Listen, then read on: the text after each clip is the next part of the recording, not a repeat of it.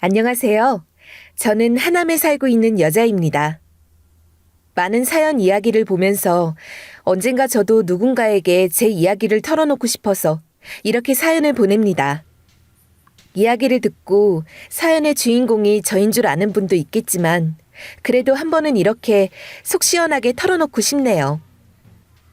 남편과는 회사 동료의 소개로 만나게 되었어요. 사실 남편의 회사는 제가 다니고 있는 회사의 1차 벤더 회사인데 거래처이긴 하지만 하청업체의 직원이었죠. 제 회사 동료가 업무적으로 남편과 만날 일이 있다 보니 친분이 조금 있었는데 카톡 사진에서 동료와 제가 함께 찍은 사진을 보더니 소개시켜달라고 했다네요. 저는 그때 연애보다는 취미생활에 빠져서 소개팅에는 관심이 없어 여러 번 거절했었는데 남편이 계속 한 번만 만나보게 해달라고 동료를 졸랐다더라고요. 그래서 아무래도 한 번은 봐야 소개팅 얘기가 더 이상 안 나올 것 같다고 하도 부탁을 해서 저도 그럼 둘이 보는 건 그렇고 셋이 가볍게 맥주 한잔 하는 정도로 하고 끝내자고 하고 만나게 되었죠. 남편은 사진상으로 봤을 때 제가 자기 이상형이었대요. 혹시 보정해서 올린 거면 더 이상 만나지 않으려고 했는데 실물도 똑같다면서 그 다음 날부터 계속 연락 오고 만나자고 하더라고요. 처음 만난 자리에서 외모에 대해 말하는 게 솔직한 성격인 건지 저는 그다지 마음이 생기지는 않아서 거절했고 만나자고 하면 선약이 있다고 하거나 문자를 보내면 하루 정도 지난 후에 보내거나 읽고 모른 척 했더니 어느 순간 연락도 안 하길래 이제 연락 안 하려나 보다 했는데 업무 관련 세미나 행사에서 다시 보게 되었어요. 회사 관련 거래처이다 보니 계속 한자리에 같이 있게 되었는데 대화를 나눌수록 생각보다 잘 맞는 것도 있고 유쾌하기도 하고 처음 만났을 때와는 달리 솔직한 성격이 마음에 들더라고요. 그렇게 저희는 사귀게 되었고 1년 정도 연애 후 결혼도 약속하게 되었어요. 저는 저희 집에서 장녀이고 남동생이 한 명 더 있어요. 남편은 둘째인데 위로 5살 많은 형이 있고요. 저와 남편은 동갑인데 결혼을 준비할 때가 31살이었어요. 요즘 시대에 결혼하기에 늦은 나이는 아니지만 이른 나이도 아니었죠. 저희 집에서는 제가 30이 넘어갔으니 나중에 아이 낳을 거 생각해서라도 짝꿍 나타났을 때 얼른 결혼하라고 하셨고 남편도 저를 너무 좋아해서 빨리 결혼하고 싶어 했어요. 그런데 문제는 시댁에서 형이 아직 장가를 안 갔으니 더 기다려보다가 형 먼저 결혼하고 식을 올리라고 하더군요. 남편 형은 마지막 연애가 10년 전인데 연애 세포가 아직 살아있는지 의문이 들 정도로 평일에는 회사 다녀와서 게임하고 주말이면 캠핑 가거나 게임하거나 테니스 운동 가느라 바쁜 사람인데 언제 여자 만나서 언제 연애하는 거 다 기다려주고 언제 결혼할 때까지 다 보고 저희 차례가 오나요? 그래서 저는 남편한테 형이 결혼을 할지 안 할지도 모르는데 막연하게 기다릴 수는 없는 거고 어머니께서 완강하게 고집 부리신다면 나는 그냥 이 결혼 안 하겠다고 했더니 이튿날 결혼 승낙 받았다고 하더라고요. 그렇게 완강하시던 시어머니가 어떻게 이틀 만에 허락을 하셨냐고 물어보니 남편이 어머니께 엄청 화를 냈던 것 같아요. 어머니께서 순서라는 게 있는데 형도 결혼 안 했는데 어떻게 동생 먼저 가냐고 하시니 남편이 그럼 저는 형이 결혼 안 하면 계속 결혼 못 하는 거예요? 나 지윤이 놓치면 이런 여자 이제 어디서도 못 만나요. 지윤이 아니면 결혼 안 할 거예요. 평생 다 커서 늙어가는 자식 끼고 사셔야 속이 시원하시겠어요? 하면서 어머니랑 싸웠더니 밤새 고민하셨는지 다음 날 네 말대로 형이 결혼을 할지 안 할지도 모르는데 내 생각이 짧았던 것 같다. 걔랑 결혼하거라. 라고 하더랍니다. 그렇게 저는 31살에 결혼해서 시댁의 유일한 며느리로 9년을 살았네요. 저와 남편은 대기업은 아니지만 중견기업에 다니고 있었는데 대기업 못지않은 복지 수준과 월급도 꽤 만족스러웠어요. 저는 대학 합격 때부터 알바하면서 지금까지 한 번도 돈 버는 걸 쉬는 적이 없었어요. 저희 집이 어려운 형편은 아니었지만 비싼 대학 등록금을 대주시는 부모님께 죄송해서 아르바이트 하면서 제가 생활하는 용돈은 직접 벌어 쓰고 나머지는 저축이나 재테크하면서 돈을 모았어요. 공부와 아르바이트를 병행하면서 장학금까지 받는 건 무리이긴 했어서 등록금은 한 학기만 장학금 받고 나머지 학기는 부모님의 도움을 받긴 했지만 고등학교 졸업 이후 한 번도 용돈을 타서 쓴 적은 없었죠. 결혼 역시 부모님의 도움을 받고 싶진 않았습니다. 남편에게도 부모님 도움 안 받고 결혼하고 싶다고 했고 남편도 직장 생활하면서 저축해둔 돈이 있기에 굳이 부모님의 도움을 받지 않으려고 했지만 역시 집값이 문제더군요. 저는 오래전부터 결혼하게 되면 공평하게 누가 더 많이 해오는 것이 아닌 딱 반반씩 나눠서 시작하겠다고 생각했어요. 그래야 나중에 혹여라도 네가 적게 해왔네, 내가 더 많이 해줬네 이런 치사스러운 말들 오가지 않을 것 같았기 때문이죠. 예비시댁에 인사드리러 갔는데 어머님은 제가 남편 회사보다 좋은 회사를 다니는 걸 알고는 너무 좋아하시더군요. 아유, 얼굴도 이렇게 예쁘고 고운데 똑똑해서 회사도 잘 들어가고 우리 정호가 여자 보는 눈이 있어. 이러면서 하하하하 웃으시는데 그 웃는 목소리가 어찌나 크신지 웃음소리가 쩌렁쩌렁 하더라고요. 여기가 집이어서 다행이지 설마 밖에서도 이렇게 크게 웃으실까 싶었어요. 이야기를 나누다가 신혼집 얘기와 결혼준비 이야기가 나오게 되었어요. 저는 서로 공평하게 반반씩 딱 나누어서 준비하고 싶다고 말하고 싶었는데 주변에서 또 너무 그렇게 딱 잘라 말씀드리면 어른들 입장에서는 너무 계산적으로 보이고 싫어하실 수도 있다고 하시더라고요. 그래서 최대한 돌려서 오해하지 않으시도록 말씀드렸어요. 어머니, 아버님, 정호 씨와 이야기 다 했는데 저희는 최대한 저희가 모은 돈으로 시작하기로 했어요. 집값이 생각보다 비싸서 좀 걱정이 되긴 하지만 그것도 저희 힘으로 할 수 있는 데까지 해보도록 하겠습니다. 그래서 말인데요. 요즘은 남자 쪽이 집을 해오고 여자가 혼수해오고 이런 시대는 지났다고 하네요. 저도 함께 시작하는 건데 누구는 더 많이 결혼 비용을 내고 이런 건 아니라고 생각합니다. 그래서 저는 정호 씨와 함께 누가 더 결혼 비용 많이 내는 게 아닌 딱 반반씩 하려고 합니다. 그래서 불필요한 건 빼고 꼭 필요한 것만 준비하고 나머지는 집값에 보태려고 하는데 그렇다면 예단은 어떻게 생각하시는지요? 어머니 아버님께서 예단을 받지 않으시겠다고 하신다면 저희 집에서도 따로 받지 않으실 겁니다. 그리고 예단으로 빼놓았던 비용은 집값에 보태서 구할 생각이에요. 제 말을 유심히 듣고 계시던 시어머니는 제 말을 들으시는 내내 고개를 끄덕끄덕 하시면서 눈망울이 초롱초롱 하면서 그래 그러렴.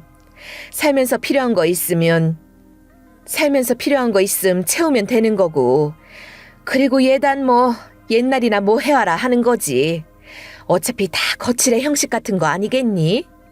꼭 필요한 것도 아니고 요즘 젊은이들이 얼마나 현명한 사람들이 많은데 어련히 알아서 잘하겠어?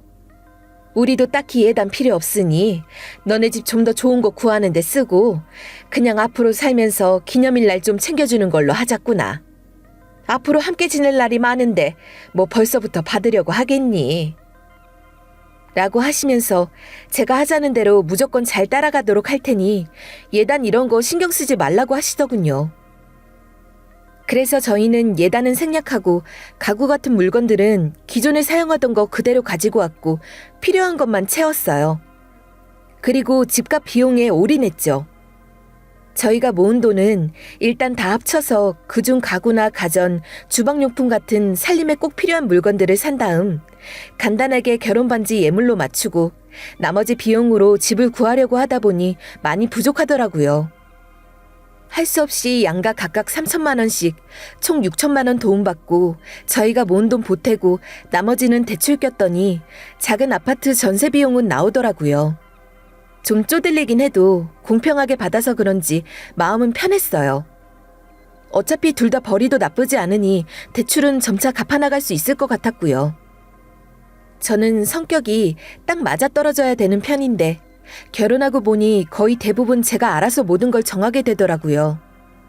그런데 남편도 딱히 불만은 없는지 제가 어딜 가자고 하던 뭘 먹자고 하던 다 그러자고 수긍하더라고요. 그리고 시부모님도 제가 정하는 거에 그대로 따라주셨어요.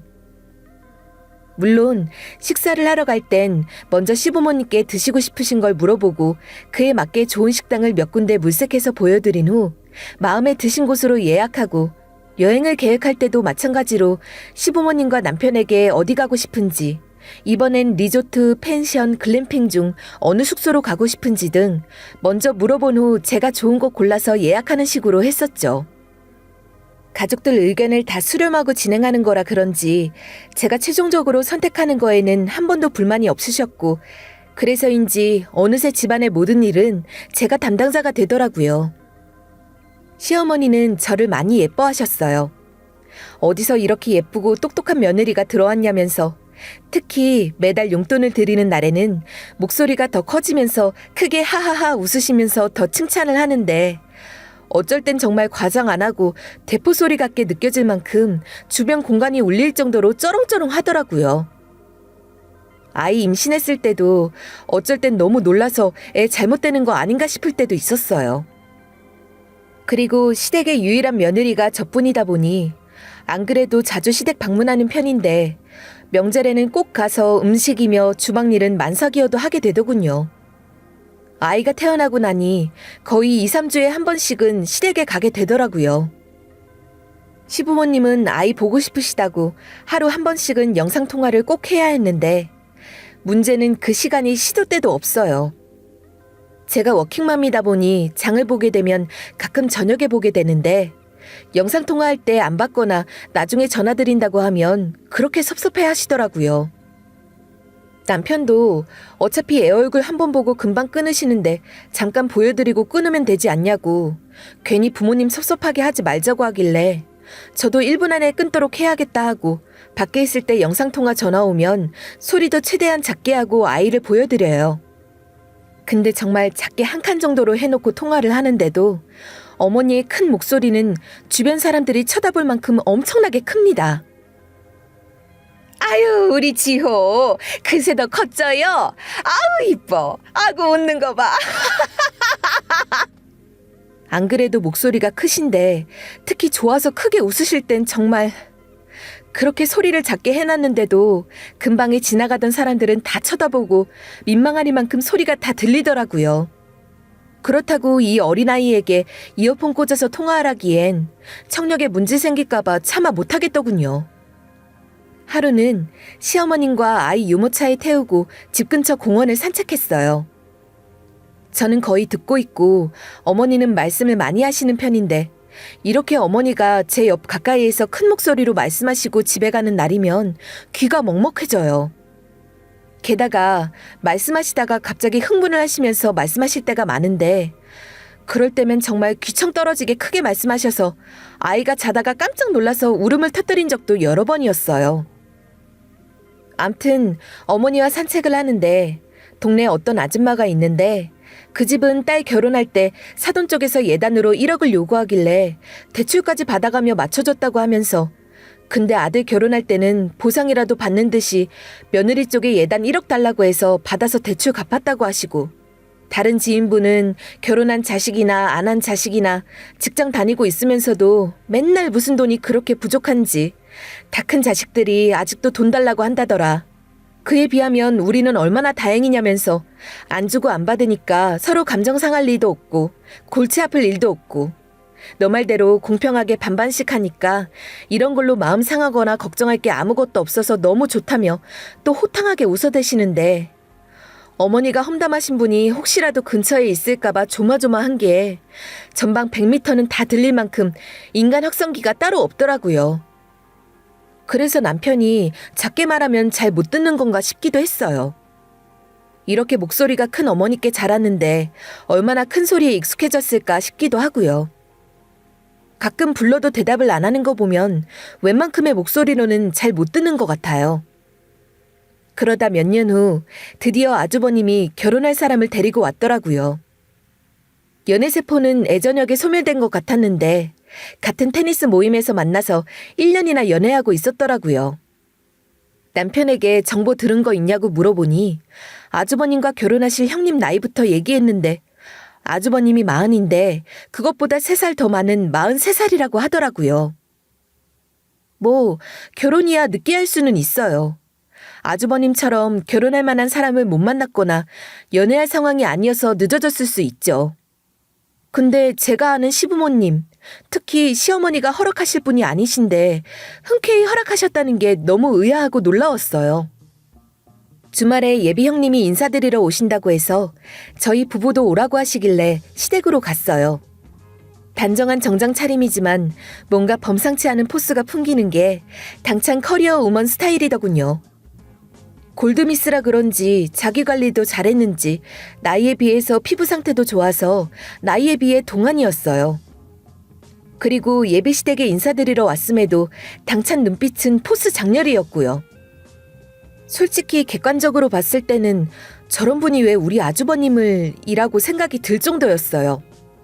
외모도 좀 성형한 티가 나긴 했지만 미인인 편이었고 무엇보다 꽤나 능력자로 보였는데 아무리 생각해도 왜 우리 아주버님을 선택한 건지 의아해서 저도 모르게 고개를 옆으로 숙이며 가우뚱했는데 어머니께서 왔어. 여기 와서 인사드려라 정호야. 네 형수 될 사람이다. 인사드려. 안녕하세요. 정수영 동생 강정호입니다. 여기는 제 와이프 정지은입니다. 여기 꼬마는 저희 아이 강지호고요. 안녕하세요. 처음 뵙겠습니다. 어머님께 말씀 많이 들었어요. 저는 공손하게 살짝 고개를 숙여 인사를 드렸는데 예비 형님은 대뜸 손을 내밀더니 저와 남편에게 악수를 하더군요. 안녕하세요. 정수 씨와 결혼하게 된 윤미라입니다. 이제 한 식구 되는데 앞으로 잘 부탁드려요. 아니, 여기가 무슨 사업협력 계약 현장이냐고요. 사업자 포스가 물씬 풍기더라고요. 이때까지는 뭐 하는 사람인지 몰랐던 터라 정치 쪽으로 나가도 절대 기 안 죽을 것 같더라고요. 어쨌든 저희만 어색한 인사를 나누고 소파에 앉았는데 어머니가 그새 백화점 쇼핑백들을 10개 정도 양손에 들고 제 옆으로 와 찰싹 붙어 앉으시더니 예, 애미야. 이거 봐라. 우리 예비 큰애가 인사 온다고 백을 선물해줬네. 어때? 응? 잘 어울리니? 어머니는 백을 어깨에 걸쳐보며 몸을 요리조리 흔들며 움직이시더라고요. 그리고 다른 선물들을 풀어보시는데 우아하면서도 화려한 패턴의 스카프였어요. 그것도 목에 두르시더니 어떠냐면서 잘 어울리냐고 하시고 고가의 미용기기를 꺼내 보이시면서 이게 그렇게 피부에 좋고 탄력에 좋댄다. 우리 큰며느리가 벌써부터 예비 시어머니 챙긴다고 이런 걸 다 사왔네. 참 통도 크지. 하시면서 또 대포통 같은 큰 소리를 내며 웃으시더군요. 미용기기를 켜보시더니 그 자리에서 본인 얼굴에 문질러 보더니 제 얼굴에도 갖다 대면서 너도 한번 해보라고 하는데 조금 질색하면서 됐다고 했네요. 그때 살짝 예비 형님을 봤는데 어머니의 큰 목소리에 약간 인상을 찌푸리시던 게 아직도 기억이 나요. 어머니의 자랑에 저는 약간 떨떠름하게 네 하고 말았어요. 그랬더니 우리 집에 어떻게 이런 복덩이가 들어왔냐면서 우리 아들이 여자 보는 눈이 있다며 제가 처음에 인사드렸을 때와 똑같은 말을 하시더군요. 아니, 그 이상이었던 것 같아요. 선물 스케일이 달라서 그런 것 같아요.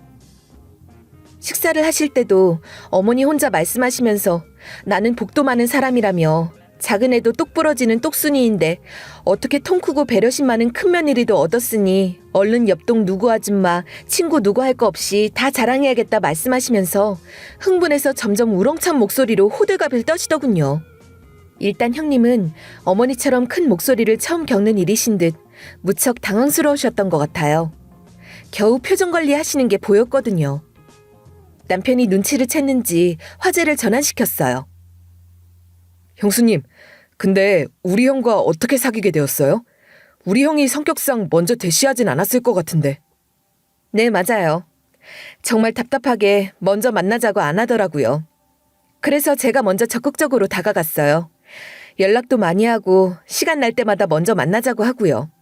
제가 너무 좋아했거든요. 저희 형이 그렇게 매력이 있던가요? 어느 부분이 좋으셨어요? 라고 남편이 다시 물어보니 아주버님 테니스 칠 때 팔 근육이 너무 매력적이라나? 대체 어느 쪽 팔 근육을 보신 건지 모르겠는데 암튼 제 맘에 들던 안 들던 그게 무슨 큰 의미가 있겠어요. 둘이 좋다고 하면 그걸로 된 거죠. 아주버님의 늦은 결혼으로 한동안 시댁에 매일 영상통화는 뜸해졌어요. 그렇다고 안 하시는 건 아니지만 매일 하던 영상통화는 2, 3일에 한 번 정도로 바뀌었어요.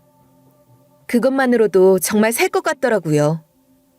퇴근 시간 후에 집에 있을 시간을 어떻게 그렇게 아시는지, 제가 음식을 하던 샤워를 하던 아이를 씻기고 있던 상관없이 계속 전화를 하셨거든요. 근데 절대 남편 전화로는 또 안 하세요.